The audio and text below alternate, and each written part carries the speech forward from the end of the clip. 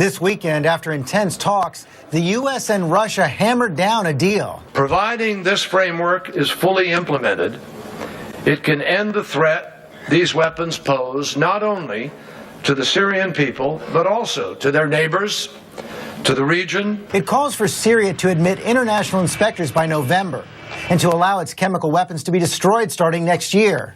But President Assad has not yet endorsed the deal, and the rebels fighting his regime fear it will empower him. If 1 year from now, Assad is in the process of surrendering his chemical weapons, but he's strengthened his hold on power, is that a victory?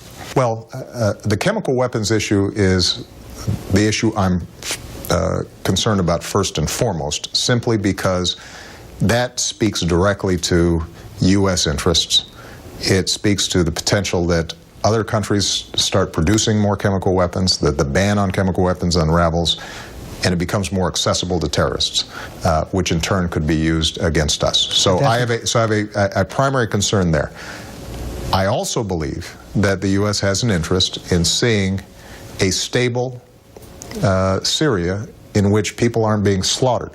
And it is hard to envision how Mr. Assad regains any kind of legitimacy after he's gassed or his military has gassed innocent civilians and children.